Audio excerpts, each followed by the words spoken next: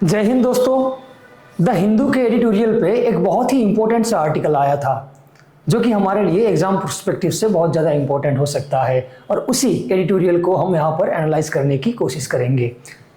तो आर्टिकल था कि the RTE act and the idea of social intrusion. ये चर्चे में क्यों था? क्योंकि on the 13 January 2026 supreme court of India supported the rule that the private school must keep 25% seats for poor and disadvantaged children under the RTE Act। तो हमारे लिए ये जो RTE Act है ये बहुत ज़्यादा इंपॉर्टेंट होने वाला है। कहाँ पर? जैसे कि GS paper 2 Indian polity and governance and social justice पर, और भी GS paper 1 Indian society, social inequality, class divide and social mobility पर, और भी जैसे हम देखें GS पेपर 3 में डेवलपमेंट में भी ये इंपॉर्टेंट हो सकता है, या फिर GS पेपर 4 एथिक्स में भी, इक्वलिटी, एम्पैथी एंड इंक्लूजन में भी ये हमारे लिए इंपॉर्टेंट हो सकता है। तो चलिए इस आर्टिकल को समझने की कोशिश करते हैं कि why this issue is important. Because education is not just about the books and exam. Education सिर्फ बुक और एग्जाम तक सीमित नहीं है। आज का टॉपिक सिर्फ एक लॉ नहीं, ये डिसाइड करता है कि इंडिया में इक्वलिटी किताब तक ही सीमित रहेगी या क्लासरूम तक पहुंचेगी। It saves the opportunity, social mobility, the future of the children.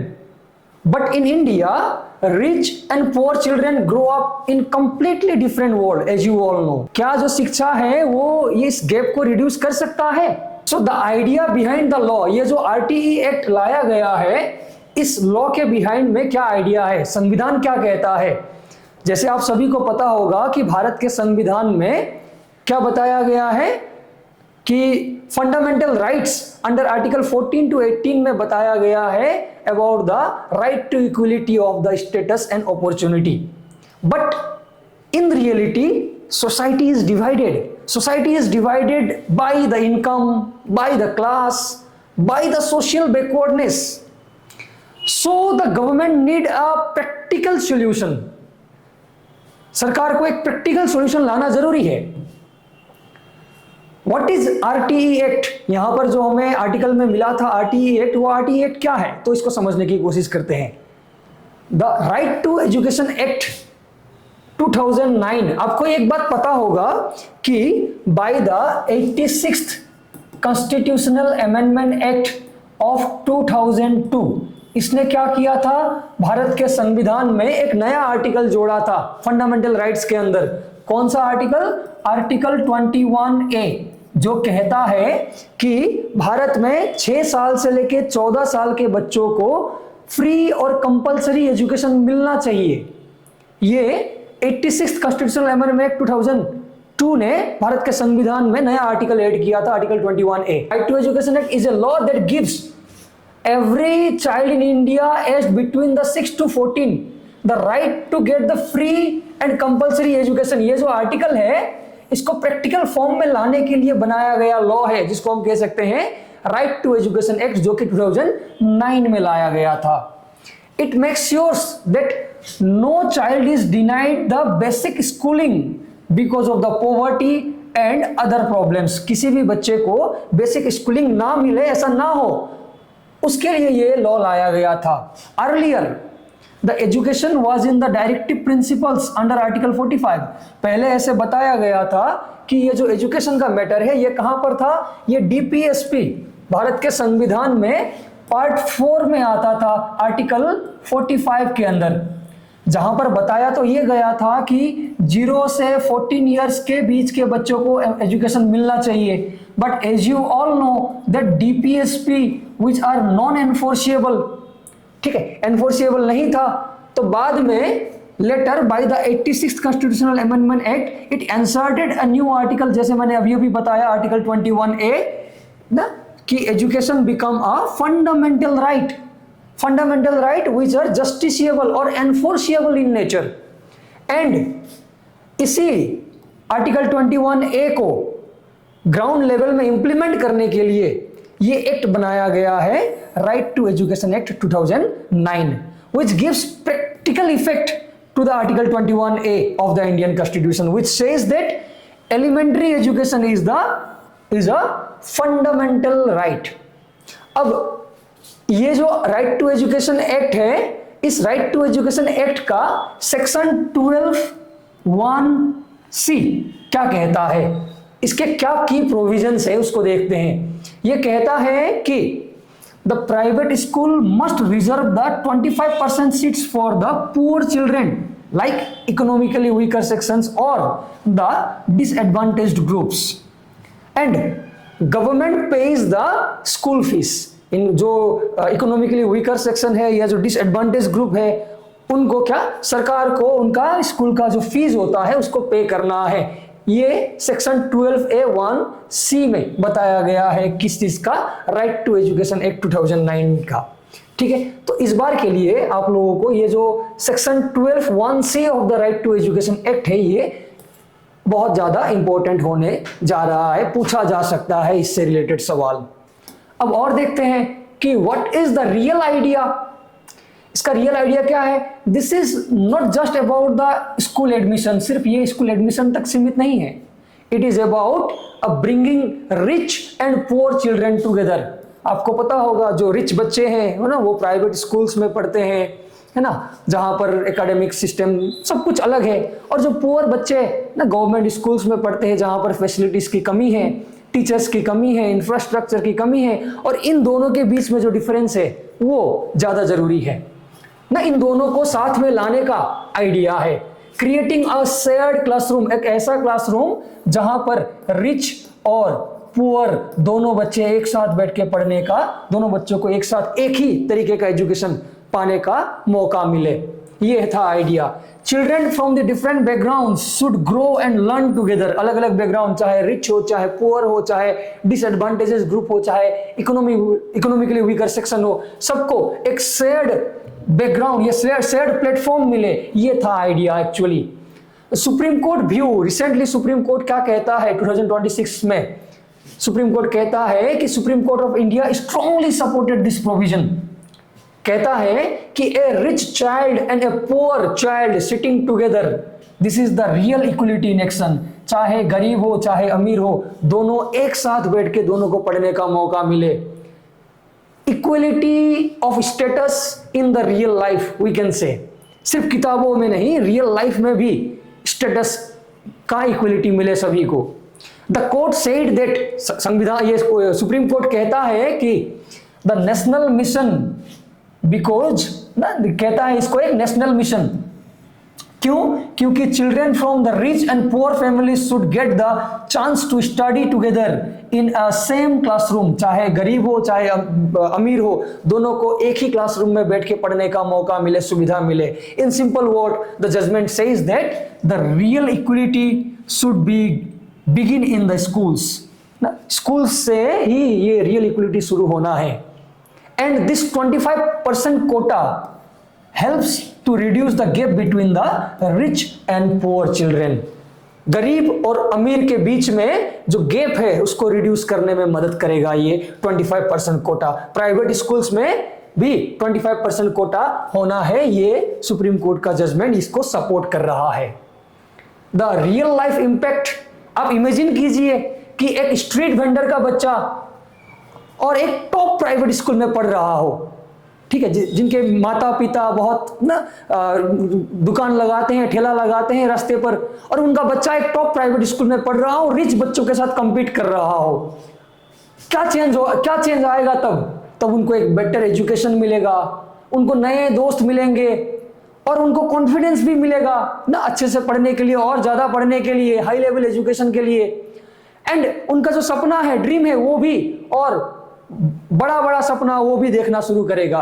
And this is not just an education, this is the life transformation we can say. ये सिर्फ एजुकेशन नहीं, ये सिर्फ एक पढ़ने का, स्कूल जाने का और पढ़ने का नहीं। अगर वो अच्छा कर गया, अच्छे से पढ़ लिया, बड़ा बड़ा सपना देखा और सच में बड़ा बन गया, आईएएस बन गया, आईपीएस बन गया, बड़ा ऑफिसर बन गया, इंजीनियर बन गया, साइंटिस्ट बन गया, तो क्या होगा? ये जो स्ट्रीट वेंडर था, इनका जिंदगी बदल देगा वो बच्चा, उनको भी तो मौका मिले। More than 50 lakh children benefited out of this, and around 90% rate retention rate रह जाएगा अगर ऐसा होगा तो। Many cities are now have the mixed classroom, Bharat के कई सारे शहरों में ऐसे मिक्स्ड क्लासरूम्स बनाए जा रहे हैं जहां पर रिच और पुअर दोनों एक साथ बैठ के पढ़ सके, दोनों को एक साथ बैठ के पढ़ने का सुविधा मिले, मौका मिले। ठीक है, और इसके पॉजिटिव इंपैक्ट्स अगर हम देखें क्या क्या पॉजिटिव इंपैक्ट हो सकता है इसका, तो there will be social equality, the rich and the poor children study together and this reduce the classroom gap between the childhood. ये क्या करेगा, जो एक ना जो गरीब बच्चे जो सरकारी स्कूल में पढ़ते थे, अब बताया गया है कि ये 25% कोटा जो है वो क्या कर रहा है, दोनों को एक साथ बैठ के पढ़ने का सुविधा दे रहा है प्राइवेट स्कूल्स में। बेटर एक्सपोजर मिलेगा, the poor children will get the better classrooms, the better teachers, books, sports and activities, and they see more opportunities in life. उनको जिंदगी में और भी कई सारे अपॉर्चुनिटीज दिखाई देने लगेंगे, कई सारे अपॉर्चुनिटीज अनलॉक हो जाएंगे उनका बिहेवियरल चेंज आने लगेगा। Children will learn to understand each other and it builds the empathy and cooperation and the respect.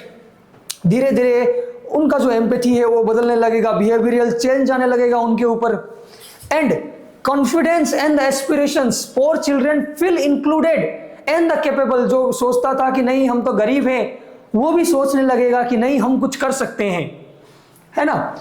They started dreaming bigger and working harder, बड़े बड़े सपने देखने लगेंगे और अच्छे से मेहनत करने लगेंगे, और उनका मेहनत एक दिन रंग भी लाएगा। आपको एग्जांपल्स दे सकते हैं ना, आपको ऐसे न्यूज में दिखाई देता होगा कि रिक्शा वाला का बेटा बना IAS, ऐसे आपको न्यूज में दिखाई देता होगा। अब यहां पर एक मिसअंडरस्टैंडिंग क्रिएट होता है। किस तरीके का मिसअंडरस्टैंडिंग, कि सम पीपल से, कुछ लोग ऐसे कहते हैं कि this promotes the private school, लेकिन ऐसा नहीं है। ये प्राइवेट स्कूल को प्रमोट नहीं कर रहा है। प्राइवेट स्कूल के बारे में बात करें तो private school had already grown before the RTE act 2009। Private school तो ऑलरेडी ग्रो कर चुके थे 2009 से ही पहले। ये एक मिसअंडरस्टैंडिंग हम कह सकते हैं। द रियल इशू क्या है, real issue is the weak government schools. जो सरकारी स्कूल है जहां पर क्या, poor infrastructure, broken classroom, lack of toilets, no proper facilities, and parent prefer private schools for the better environment. क्योंकि सरकारी स्कूल में आज के दिन में हालांकि धीरे धीरे ये हालत थोड़ा बहुत बदल रहा है, इतना भी नहीं लेकिन थोड़ा बहुत बदल रहा है आज के दिन में, लेकिन फिर भी अपने बच्चों को अच्छा शिक्षा मिले, अच्छा एनवायरनमेंट मिले पढ़ाई के लिए, तो जो पेरेंट है वो क्या प्रीफर करते हैं कि बच्चों को एक प्राइवेट स्कूल में ही दिया जाए, है ना। एंड टीचर इशू, बहुत सारे जो गवर्नमेंट स्कूल है वहां पर आज भी teachers absenteeism, less accountability, poor teaching quality for the students, don't get ना लर्न इफेक्टिवली। अब सरकारी स्कूल है तो टीचर भी ना, सरकारी दरमा मिलता रहेगा तो टीचर भी चलो बच्चों को अच्छा एजुकेशन मिले ना मिले, ज्यादा अकाउंटेबिलिटी नहीं रखते हैं as compare to the private schools. तो ये एक मिसअंडरस्टैंडिंग है, कहा जाता है कि ये प्राइवेट स्कूल को प्रमोट कर रहा है, लेकिन ये मिसअंडरस्टैंडिंग एग्जैक्टली करेक्ट भी नहीं है कि ये प्राइवेट स्कूल को प्रमोट कर रहा है। ये बच्चों को एक शेयर्ड अपॉर्चुनिटी दे रहा है कि गरीब और अमीर का बच्चा एक साथ दोनों बैठ के पढ़ सके। There are several challenges also like कि अगर प्राइवेट स्कूल में पढ़ाना है तो ना वहां पर यूनिफॉर्म का खर्चा, बुक्स ना जो कि फुल्ली कवर्ड नहीं है, ये सब कुछ कवर नहीं किया जाता है इस RTE एक्ट के तहत। भले ही स्कूल का फीस जो है बताया गया है कि वो गवर्नमेंट देगा, सिर्फ फीस देगा, है ना। उसके बाद जो यूनिफॉर्म है, किताब है, कॉपी, पेन, जो अलग अलग खर्चे हैं वो अभी भी कवर नहीं है यहाँ पर, जो कि पेरेंट्स को फेस करना पड़ता है। एंड ना जैसे मैंने कहा, स्ट्रीट वेंडर का बच्चा प्राइवेट स्कूल में पढ़ने गया तो ऑब्वियसली क्या हो सकता है, डिले इन द पेमेंट ना, schools don't get money on time, सही समय पर स्कूल को पैसा ना भी मिल सकता है, ये भी एक चैलेंज है। हम कह सकते हैं resistance from the schools, some schools don't fully cooperate, कुछ स्कूल को ये अलग अलग कारण, ये अलग अलग पैसों के कारण भी हो या अलग अलग रीजंस भी, ये कुछ स्कूल इसको क्या नहीं करते, कोऑपरेट नहीं करते कि हम नहीं मानेंगे ये 25% वाला कोटा।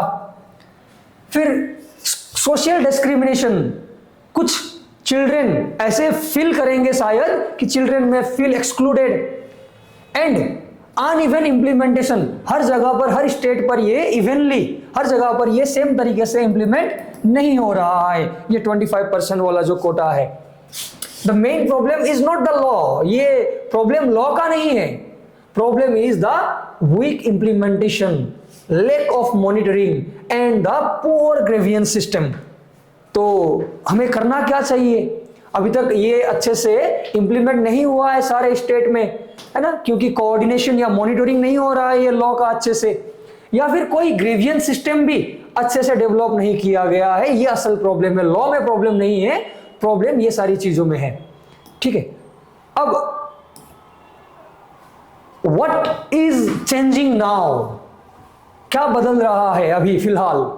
अगर हम बात करें, थिंग्स आर स्लोली इंप्रूविंग, धीरे धीरे बदल रहा है। Many states have started using online admission system, digital युग है ना, तो धीरे धीरे स्कूल्स क्या कर रहे हैं, ऑनलाइन एडमिशन सिस्टम बना रहे हैं, making the process more transparent and fair with better tracking through the digital system MIS, it is easier to monitor the admissions and the payments। अब डिजिटल सिस्टम ये धीरे धीरे इसको आसान बनाने की कोशिश कर रहा है। States like the Rajasthan, Gujarat and Delhi are leading this change, ये अलग अलग स्टेट्स में ये चेंज आने लगे हैं, showing how proper implementation can be work efficiently. तो ये जो ऑनलाइन सिस्टम है ये कैसे काम कर सकता है, ये अलग अलग स्टेट्स दिखा रहे हैं। Section 12(1)(c is a change making step that brings the children from different backgrounds into the same classroom.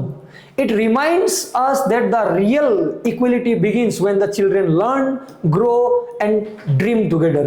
जब बच्चे एक साथ सीखेंगे, एक साथ पढ़ेंगे, एक साथ सपने देखेंगे, तो रियल चेंज आना शुरू होगा सोसाइटी में। ठीक है, तो रियल चेंज आना शुरू होगा सोसाइटी में। इंडिया में प्रॉब्लम सिर्फ पॉवर्टी नहीं, प्रॉब्लम है रिच और पुअर बच्चों कभी भी एक दूसरे की रियलिटी नहीं समझते हैं।